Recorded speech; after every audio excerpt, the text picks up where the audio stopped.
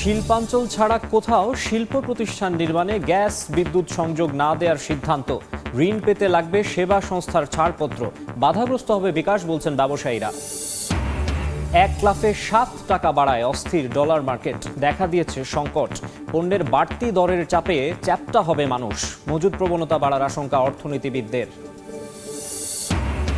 এনবিআরে ঘুষ ছাড়া হয় না কাজ, অভিযোগ বিজিএমইএর। সরকারের হস্তক্ষেপ চান ব্যবসায়ীরা। পাশে থাকার আশ্বাস বস্ত্র ও পাট মন্ত্রীর। কোরবানি সামনে রেখে ব্যস্ত খামারিরা। গাইবান্ধায় প্রস্তুত হচ্ছে 2 লাখ পশু। খাবারের দাম বাড়ায় ন্যায্য মূল্য পাওয়া নিয়ে শঙ্কা। এবং ঝড় ও শিলাবৃষ্টির শঙ্কায় দ্রুত ধান কাটছেন কৃষক। কুড়িগ্রামে ঘরে উঠেছে 30 ভাগ। ক্ষতি এড়াতে কম্বাইন্ড হারভেস্টার মেশিনে কাটার পরামর্শ কৃষি বিভাগের।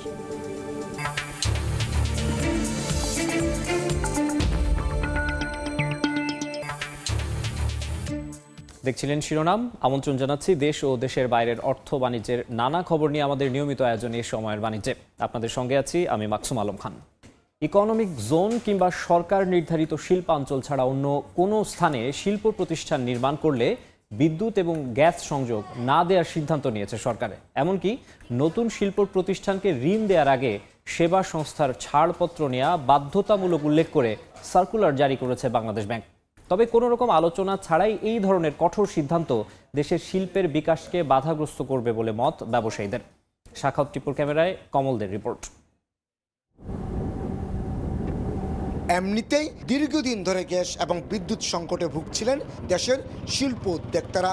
বছরের পর বছর অপেক্ষা করেও মিলছিল না নতুন শিল্প কারখানায় গ্যাস ও বিদ্যুতের সংযোগ। এর মাঝে ভূমি ও জ্বালানি ব্যবস্থাপনা এবং পরিবেশের উন্নয়নে নতুন গ্যাস এবং বিদ্যুৎ সংযোগের ক্ষেত্রে কঠোর অবস্থান নিয়েছে সরকার। শিল্প কারখানায় ঋণ দেওয়ার ক্ষেত্রে বিদ্যুৎ এবং গ্যাস কর্তৃপক্ষের ছাড়পত্র নেওয়া বাধ্যতামূলক করে 25 এপ্রিল সার্কুলার জারি করেছে বাংলাদেশ ব্যাংক। দেশে কার্যরত সবগুলো ফাইন্যান্স কোম্পানির ব্যবস্থাপনা পরিচালক এবং প্রধান নির্বাহী কর্মকর্তাকে উল্লেখ করা এই সার্কুলারে ঋণের পাশাপাশি লিজ এবং বিনিয়োগ সুবিধা দেওয়ার আগে ছাড়পত্র যাচাই করে নিতে বলা হয়। অবশ্য এর আগে 8 এপ্রিল সব ধরনের তফসিলি ব্যাংকের শীর্ষ কর্মকর্তাদের মাধ্যমে জারি করা বাংলাদেশ ব্যাংকের অপর একটি সার্কুলারে ইকোনমিক জোন বা সরকার নির্ধারিত শিল্প এলাকা ছাড়া অন্য কোনো স্থানে শিল্প প্রতিষ্ঠান নির্মাণ করা হলে বিদ্যুৎ এবং গ্যাস সংযোগ না দেওয়ার নির্দেশনা দেওয়া হয়েছিল। প্রজ্ঞাপনে যে সমস্ত এলাকায় নিষেধ করা হয়েছে নতুন কোনো গ্যাস এবং বিদ্যুৎ সংযোগ না দেওয়ার, আমরা সেটা মেনে আমরা নতুন কোনো সংযোগ আর বিদ্যুৎ সংযোগ দেব না। নতুন কারখানা স্থাপনে দেশের বিভিন্ন অঞ্চলে গড়ে ওঠা ইকোনমিক জোনগুলোকে গুরুত্ব দেওয়া হলো, সেখানে রয়ে গেছে নানা জটিলতা। প্রজ্ঞাপনটি জারি করার এখনই সময় রাইট টাইম কিনা এটা নিয়ে আমি দ্বিমত পোষণ করতে পারি।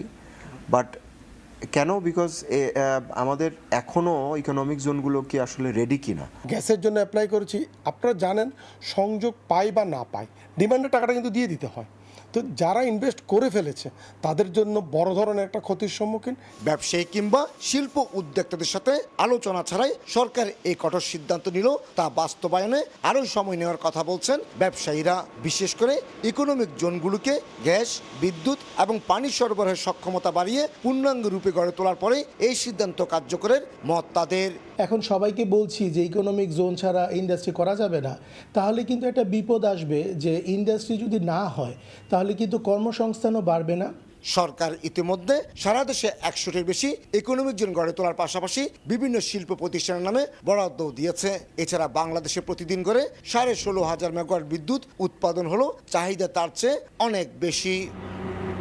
আগামীতে কলকারখানা করার ক্ষেত্রে গ্যাস এবং বিদ্যুৎ সংযোগ পাওয়ার জন্য নতুন যে নিয়ম করা হয়েছে তাতে নতুন করে আর কোনো শিল্পাঞ্চল গড়ে উঠবে না, কর্মসংস্থান হবে না, লাখ লাখ বেকারের, এমনটি শঙ্কা ব্যবসায়ীদের। চট্টগ্রামের বায়েজিদ শিল্পাঞ্চল থেকে কমল দে, সময় সংবাদ। এক ধাপে 7 টাকা বাড়িয়ে 117 টাকা নির্ধারণ হলো ডলারের দাম, যা নতুন করে অস্থির করেছে মার্কেটকে। কেন্দ্রীয় ব্যাংকের ঘোষণার পর থেকেই ডলার সংকট দেখা দিয়েছে বাজারে। ব্যাংকগুলো বলছে বৈদেশিক মুদ্রার অতিরিক্ত দামের প্রভাব পড়বে নিত্যপণ্যে, যা অস্বস্তিতে ফেলবে সাধারণ মানুষকে। আর দীর্ঘমেয়াদে ডলারের দাম স্থিতিশীল না থাকায় সব ক্ষেত্রেই মজুদ পরিস্থিতির সৃষ্টি হবে বলে মনে করছেন অর্থনীতিবিদরা। কাজল আব্দুল্লাহ রিপোর্ট। আইএমএফের প্রেসক্রিপশন অনুযায়ী খোলা বাজার আর ব্যাংকিং রেট এক করতেই এক ধাপে ডলারের দাম বাড়ানো হয়েছে 60 টাকা। বিনিময় মূল্য 117 টাকা নির্ধারণ করায় নেতিবাচক প্রভাব পড়েছে বৈদেশিক মুদ্রা বাজারে। ঘন্টার পর ঘন্টা পার হলেও মানি এক্সচেঞ্জগুলোতে দেখা মিলছে না কোনো ক্রেতা বা বিক্রেতার। ওই মানুষ আসলে বেচতে চায় 125 টাকা, পাবো কোথায়? আমরা তো 25 টাকা বেচতে পারি না। এভাবে আতঙ্কিত থাকলে বাজার আরো বাড়তে পারে। না, ডলারের কাছে ডলার আছে, রেট বাড়ায় দেন, ডলার আছে। খোলা বাজারে অনেক জায়গায় ঘোরাঘুরি করে দেখলাম, কেউ বললো না ডলার, কেউ চায়ও না, কেউ ব্যস্তও পারেনি। মানি এক্সচেঞ্জ হাউজে ডলার রেট 118 টাকা 50 পয়সা বেঁধে দেওয়া হলেও বিক্রি হচ্ছে প্রায় 120 টাকায়। অন্যদিকে এলসিতেও গুনতে হবে বাড়তি টাকা। ব্যাংকাররা বলছেন দাম কম বা বেশি যাই হোক, অতিরিক্ত দামের বোঝা টানতে হবে ভোক্তাকেই। রেটটা এখন যেটা ফিক্স করা হয়েছে এটার কাছাকাছি হয়তো বা ছিল, এখন অফিসিয়ালি রেটটা হলো। এতে সরাসরি ক্ষতিগ্রস্ত হচ্ছে বলে মনে হয় না খুব একটা বেশি ইম্পোর্টাররা। কিন্তু আরেকটা জিনিস হয়েছে, ইম্পোর্টের যে ডিউটি ছিল, কাস্টমস ডিউটি, সেখানে কিন্তু 110 টাকার উপর তারা একদিন ডিউটিটা পেমেন্ট করতো, এখন কিন্তু 117 টাকার উপর পেমেন্ট করতে হবে। অর্থাৎ ডিউটি কিন্তু বেড়েছে। এই কারণে কিন্তু যারা আলটিমেট কনজিউমার তারা কিন্তু এডিশনাল পেমেন্ট করতে হবে। এদিকে ডলারের কৃত্রিম সংকট সৃষ্টি ঠেকাতে বাংলাদেশ ব্যাংকের নজরদারি বাড়ানোর পরামর্শ অর্থনীতিবিদদের। বাংলাদেশ ব্যাংকের দিক থেকে যথেষ্ট মনিটরিং রয়েছে কিনা আমার একটু সন্দেহ আছে। আমি মনে করি যে এই জায়গাতে বাংলাদেশ ব্যাংককে প্রোঅ্যাক্টিভ হতে হবে এবং এটা যেন ঠিক মতো ইমপ্লিমেন্টেড হয়। তো যদি কেউ ভায়োলেট করে, সেটা হতে পারে কার মার্কেট, সেটা হতে পারে কোনো ব্যাংক বা অন্য কোনো হয়তো প্রতিষ্ঠান, তো সেটা একটু চিহ্নিত করা। তার কারণ আমি মনে করি যে এইভাবে করে আসলে এনফোর্সমেন্টটা সবচেয়ে ইম্পর্টেন্ট। একটা রেট শুধুমাত্র বলে দিলেই হলো না, সেটা যাতে বাস্তবায়িত হয়, বাজারে যেন চলে, সেটা একটু ব্যবস্থা করতে হবে। ডলারের দাম 110 টাকা বিনিময় মূল্য থাকাকালীনও কিন্তু হয়েছে 115 থেকে 117 টাকায়। আর নতুন করে 117 টাকা নির্ধারণ করায় পরিস্থিতি কোথায় গিয়ে দাঁড়াবে তা নিয়ে শঙ্কায় খাত সংশ্লিষ্টরা। কাজল আব্দুল্লাহ, সময় সংবাদ, ঢাকা। ব্যাপক বিনিয়োগের লক্ষ্য নিয়ে জিরো কুপন বন্ড বাজারে ছেড়েছে বেক্সিমকো, যেখানে থাকছে 15% মুনাফার সুযোগ। করমুক্ত বিনিয়োগ সুবিধার কারণে বন্ড বাজারে বেক্সিমকোর এই উদ্যোগ নতুন সম্ভাবনা জাগিয়েছে বলে মনে করছেন বিশেষজ্ঞরা। মায়ানগর প্রকল্প নবীনগর চন্দ্রা হাইওয়ের পাশে প্রায় 100 একর আয়তনের পরিবেশ বান্ধব প্রকল্পটিতে গড়ে তোলা হবে 18,000 অ্যাপার্টমেন্ট। থাকবে hotel, convention centre, shopping mall, শিক্ষা, স্বাস্থ্যসেবার ব্যবস্থা। শ্রীপুর টাউনশিপ লিমিটেড নামে একটি প্রতিষ্ঠানের সঙ্গে যৌথ উদ্যোগে এই প্রকল্প বাস্তবায়ন করবে পুঁজিবাজারে তালিকাভুক্ত কোম্পানি বেক্সিমকো। এই উদ্যোগ বাস্তবায়নে উচ্চ হারের রিটার্নে বাজারে 1,500 কোটি টাকার জিরো কুপন বন্ড ছেড়েছে বেক্সিমকো। এর ডিসকাউন্ট রেট 15%, অর্থাৎ প্রতি 1 লাখ টাকা বিনিয়োগে মাসিক রিটার্ন 1,250 টাকা। আর মূলধন সহ 5 বছরে মোট ফিরবে 1,75,000 টাকা। এই বন্ড বিক্রির সমন্বয়ক হিসেবে রয়েছে আইএফআইসি ইনভেস্টমেন্ট লিমিটেড। প্রতিষ্ঠানটির দাবি, এরই মধ্যে সাড়া ফেলেছে বন্ডটি। যে প্রজেক্টটা হবে সে অ্যাসেটটাই সিকিউরিটি দেওয়া, সে এটার রিটার্নটা ক্যাশ ফ্লোটাও সিকিউরিটি দেওয়া। তো অবশ্যই যে কোনো ইনভেস্টর আমার মনে হয় এটা অ্যাসেস করে বুঝতে পারবে এবং এই যে এটা আসলে আমার জন্য কতটুকু অ্যাট্রাকটিভ বা কতটুকু সেফ।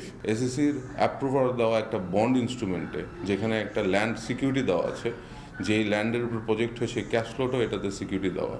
তো আমার মনে হয় না এটা নিয়ে সন্দেহ থাকা উচিত। বন্ড হচ্ছে এক ধরনের ঋণ চুক্তি, যার মাধ্যমে কোনো প্রতিষ্ঠান বাজারে ঋণপত্র ছেড়ে অর্থ সংগ্রহ করে থাকে, যা বিনিয়োগ বাড়াতে ব্যাংকের ওপর চাপ কমায়। তবে বুঝে শুনে বন্ডে বিনিয়োগের পরামর্শ এই বিশেষজ্ঞের। পুরো ফাইন্যান্সিয়াল ম্যাটারটাকে আপনি নিয়ে খুব ক্লোজলি দেখেন, টোটাল 1,500 কোটির মধ্যে কিন্তু 1/3 চলে যাচ্ছে যেটা কোনো প্রোডাক্টিভিটি নাই, তাদের লোন সেটেল হবে। কিন্তু বাকি যেই 1,000 কোটি টাকা আছে, এই 1,000 কোটি টাকার রেট কিন্তু ইকোনমির চেয়ে অনেক হাই। সত্যিকার অর্থে যিনি বিনিয়োগ করেন তার চুলচেরা বিশ্লেষণ করে বিনিয়োগ করা উচিত। বেক্সিমকো জানিয়েছে, আগে এলে আগে পাবেন ভিত্তিতে এই বন্ড কেনা যাবে আগামী 15 মে পর্যন্ত। এদিন থেকে 5 বছরে 60 কিস্তিতে গ্রাহক ফিরে পাবেন তার মূলধন ও মুনাফা। 5 বছরের মধ্যে কোনো গ্রাহক চাইলে এই বন্ড ভাঙতে পারবেন না। এখানে বিনিয়োগের সর্বনিম্ন সীমা 50,000 টাকা করা হলেও রাখা হয়নি সর্বোচ্চ সীমা। বন্ড থেকে তোলা 1,500 কোটি টাকার মধ্যে 1,000 কোটি টাকা মায়ানগর প্রকল্প উন্নয়নে আর বাকি 500 কোটি টাকা ব্যয় হবে বেক্সিমকো লিমিটেডের বিদ্যমান ব্যাংক ঋণ পরিশোধে। আলতাফ হোসাইন, সময় সংবাদ, ঢাকা। 2 মাসেরও বেশি সময় পর জলদস্যু মুক্ত 23 নাবিক দুপুরে ফিরবে চট্টগ্রামে। কুতুবদিয়া থেকে লাইটারেস জাহাজে ফিরবেন তারা। তাদের বরণে প্রস্তুত চট্টগ্রাম বন্দর কর্তৃপক্ষ। বিস্তারিত জানাতে সেখান থেকে সরাসরি যুক্ত হচ্ছেন রিপোর্টার কমল দে। কমল, দীর্ঘ 2 মাস পর স্বজনদের কাছে ফিরবেন সোমালিয়ান জলদস্যুদের কবল থেকে মুক্ত হওয়া বাংলাদেশি মালিকানাধীন জাহাজ MV আবদুল্লার 23 নাবিক। ইতিমধ্যে এই 23 নাবিক MV আবদুল্লাহ থেকে নেমে লাইটারের জাহাজে উঠেছেন বলেও আমরা জানতে পেরেছি। এরপর লাইটারের জাহাজটি রওনা দেবে চট্টগ্রাম বন্দরের উদ্দেশ্যে।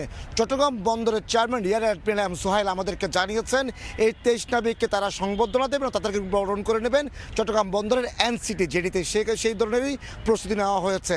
বিশেষ করে আপনারা জানেন গত বছর বা এই চলতি বছরের 12ই মার্চ যে আফ্রিকার দেশ মোজাম্বিক থেকে প্রায় 55,000 মেট্রিক টন কয়লা নিয়ে এই MV আবদুল্লাহ জাহাজটি আসছিল দুবাইয়ের হামরিয়া বন্দরে, কিন্তু আসার পথে ভারত মহাসাগরে সোমালিয়ান জলদস্যুদের কবলে পড়েছিলেন 12ই মার্চ।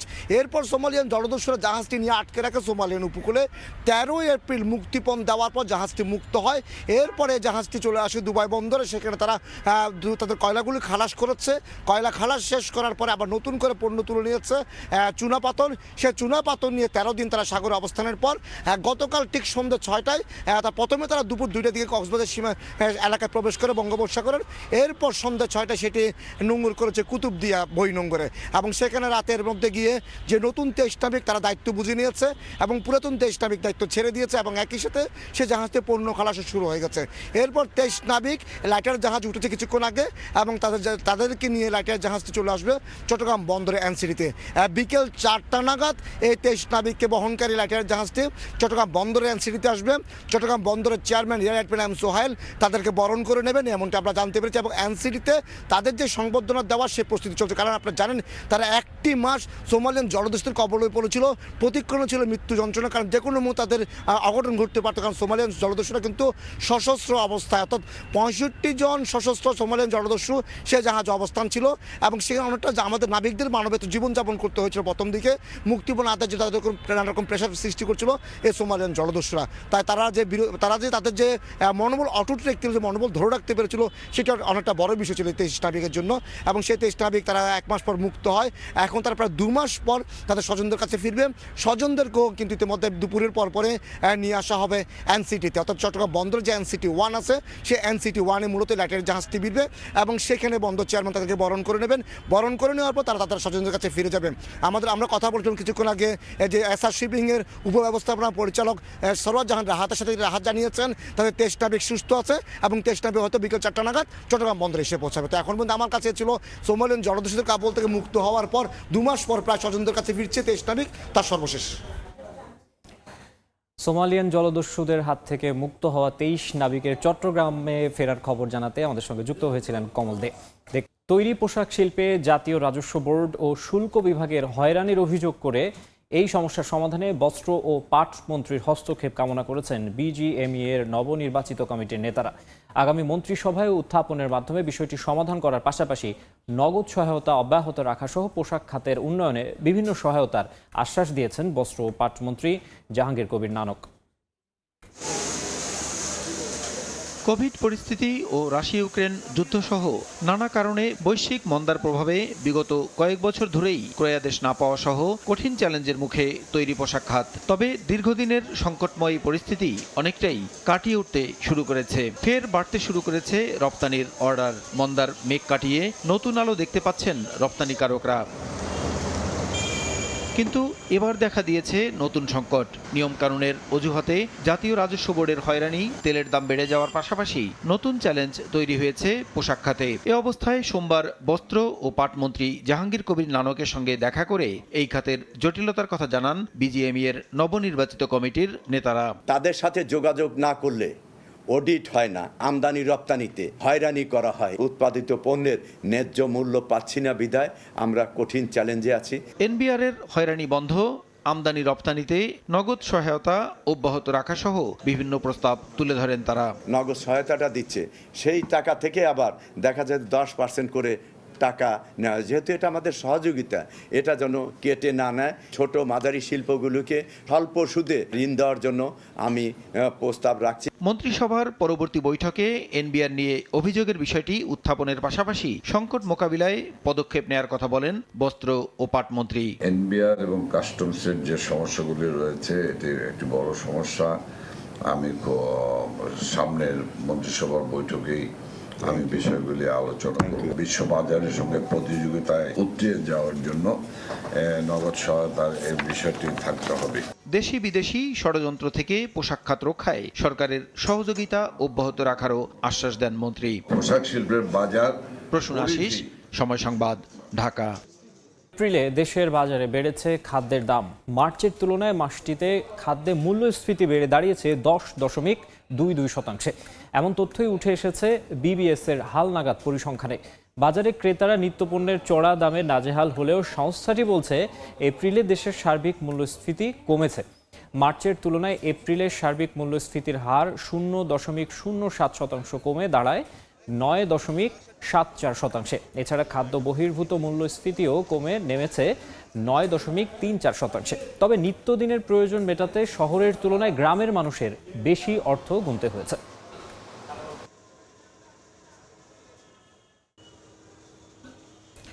ভারত সরকারের পেঁয়াজ রফতানিতে নিষেধাজ্ঞা প্রত্যাহারের 11 দিন পার হলেও এখনও হিলি স্থলবন্দর দিয়ে আমদানি করেনি ব্যবসায়ীরা।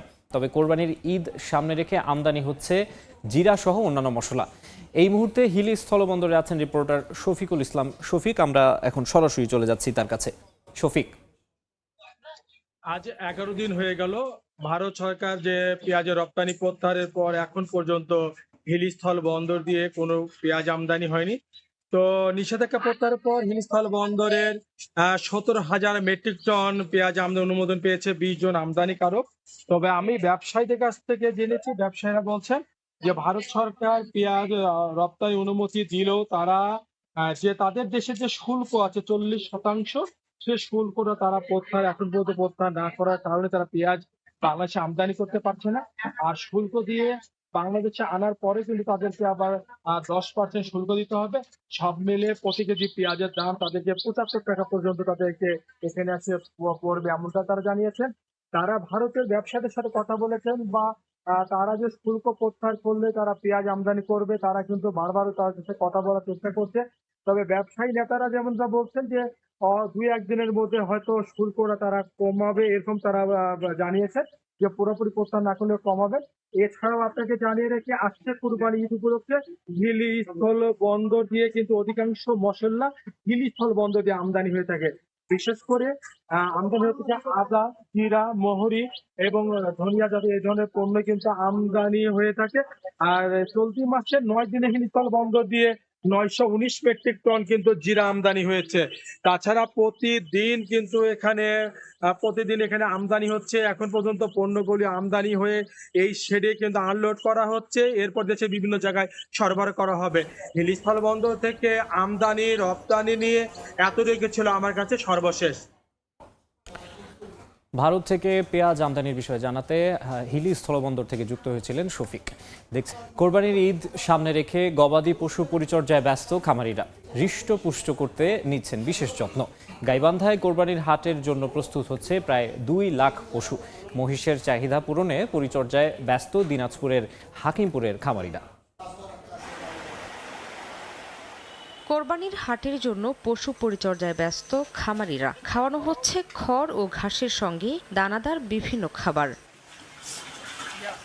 গাইবান্ধার খামারগুলোতে প্রস্তুত করা হচ্ছে মূলত ফ্রিজিয়ান, শাহিওয়াল ও দেশি ষাঁড়। জেলার প্রাণিসম্পদ বিভাগের তথ্য মতে এবছর জেলায় কোরবানির হাটের জন্য প্রস্তুত করা হচ্ছে 1,35,381টি গরু এবং 81,980টি ছাগল। তবে এবার গো খাদ্যের দাম বেশি হওয়ায় পশুর ন্যায্য দাম নিয়ে দুশ্চিন্তায় খামারিরা। পাশাপাশি দেশের বাজারে ভারতীয় গরু প্রবেশ বন্ধে ব্যবস্থা নেওয়ার দাবি তাদের। ভারতীয় গরু আসলে পরে সাধারণ কৃষকরা একটু লস করবে, তারা সেই সঙ্গে আমাদেরও লস হবে না যে তা না। তবে দেশি গরুর মানটা সবসময় একটু আলাদা থাকে, আমাদের চাহিদা থাকে। আমরা দেশি গরুই অবশ্য সব পালি এখানে। ক্ষুদ্র খামারি প্রান্তিক কৃষক যারা আছে তাদের গরু বিক্রির জন্য অবশ্যই ফেসবুকের মাধ্যমে আগাম তাদের তথ্য তাদের গরুর ছবি, আনুমানিক ওজন, আনুমানিক মূল্য সহ তারা শেয়ার করবে। এদিকে পশুর হাটে মহিষের চাহিদা পূরণে পিছিয়ে নেই খামারিরা।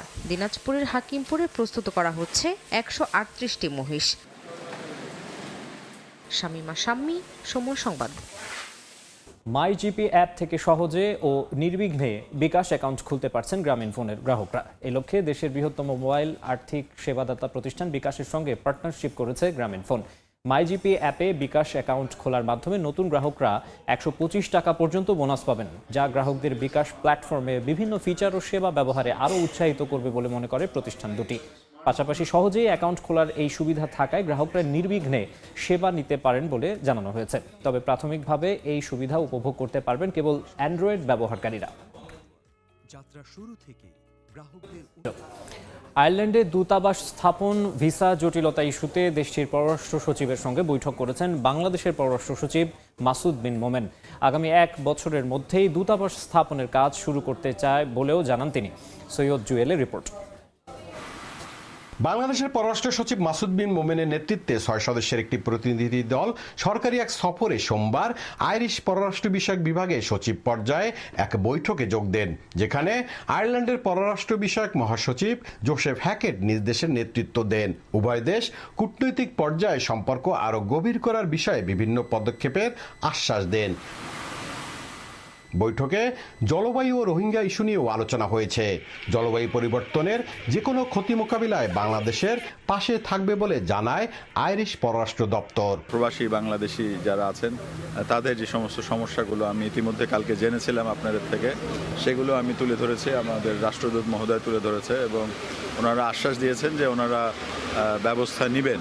আলোচনাতে রাজনৈতিক সম্পর্ক, উচ্চ পর্যায়ের ভিজিট, দুই দেশের মধ্যে আদান প্রদান, আমাদের বিজনেস ডেলিগেশনদের আদান প্রদান, চেম্বারদের সাথে চুক্তি, ট্রেড, ইনভেস্টমেন্ট, ক্লাইমেট, এগুলো সব আমরা তুলে ধরেছি আজকে এবং আলোচনা অত্যন্ত ফলপ্রসূ হয়েছে। অন্যদিকে গেল রোববার ডাবলিনের ক্যাসল হোটেলে স্থানীয় বাংলাদেশিদের সঙ্গে এক মতবিনিময় সভায় যোগ দেন প্রতিনিধি দলটি, যেখানে বাংলাদেশি কমিউনিটির নেতারা উপস্থিত ছিলেন।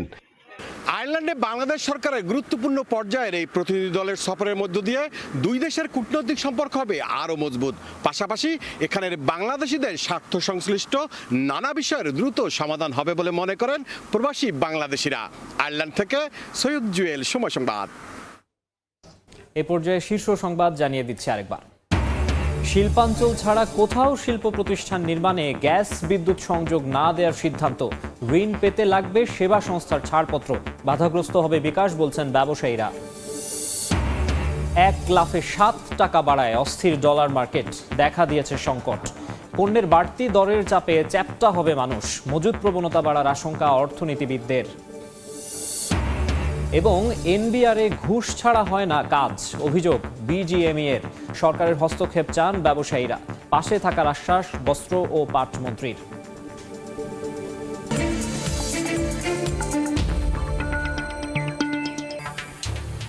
এই ছিল এ সময়ের বাণিজ্যে। সময় সংবাদ নিয়ে আমাদের সঙ্গে যুক্ত হবেন জান্নাতুল সাদিয়া। ধন্যবাদ মাকসুম। সময় সংবাদ নিয়ে ফিরছি কিছুক্ষণ পর, সঙ্গেই থাকুন সময়।